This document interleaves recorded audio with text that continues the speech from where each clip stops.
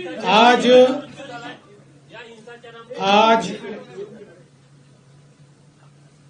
जो नागपुर में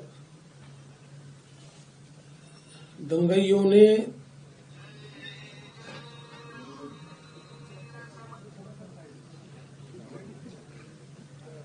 जिस प्रकार से दंगा किया, उसके बारे में एक वरिष्ठ स्तर की बैठक मैंने की है। हमारे सहयोगी मंत्री बावनकुळे जी भी उसमें उपस्थित थे। किस प्रकार की घटनाएं हुई, उन घटनाओं में अगर कोई लैप्सेस थे तो वो क्या थे,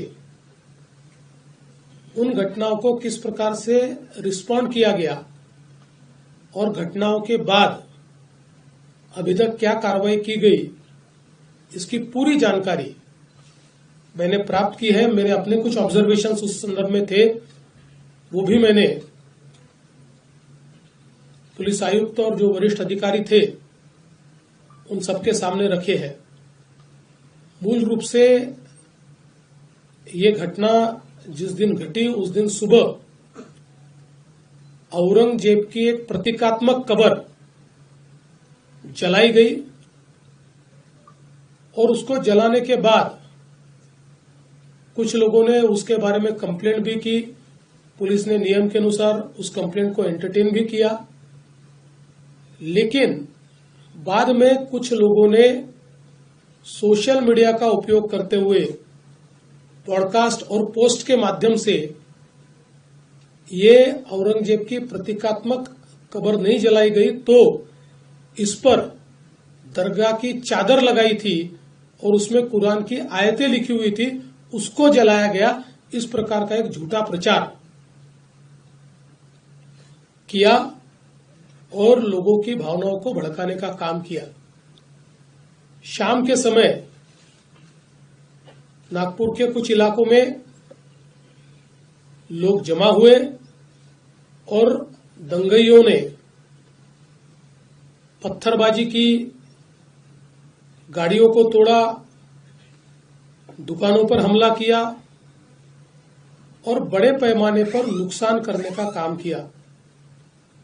पुलिस ने भी अच्छी कार्रवाई की। 4, साढ़े 4, 5 घंटे में पुलिस ने इस पर पूरा काबू लाया। उसके लिए आंसू गैस के गोले छोड़ने की बात हो या अलग अलग प्रकार से जो कार्रवाई करनी पड़ती है वो सारी कार्रवाई पुलिस ने की, जिसके कारण इसको काबू में लाया गया। इसमें बड़े पैमाने पर पुलिस घायल हुई। पुलिस के हमारे डीसीपी लेवल के 3 लोग और कुल मिलाकर 33 पुलिस के लोग और कुछ सिविलियंस और सारे कुल मिलाकर 40 लोग इस प्रकार से इसमें घायल हुए।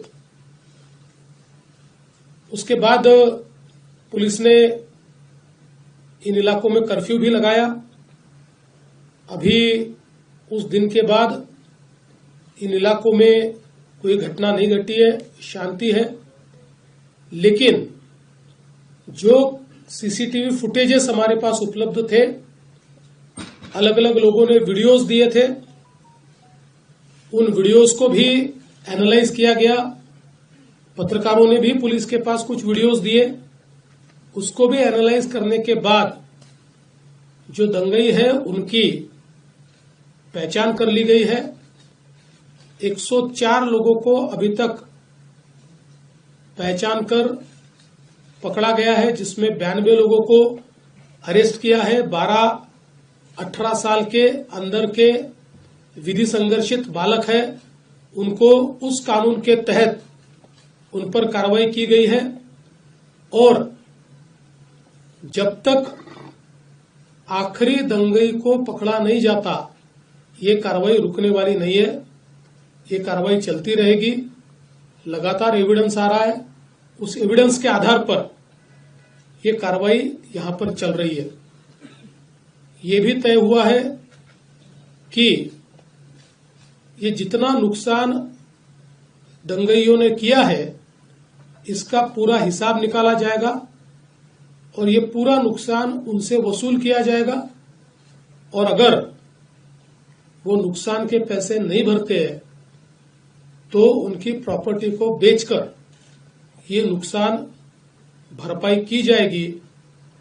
किसी भी हालत में इस प्रकार से किसी को दंगा करके दूसरे को नुकसान पहुंचाने की इजाजत नहीं दी जाएगी। न्यूज नेशन अब व्हाट्सएप पर खबरों के ताजा अपडेट के लिए न्यूज नेशन के इस QR कोड को स्कैन करें।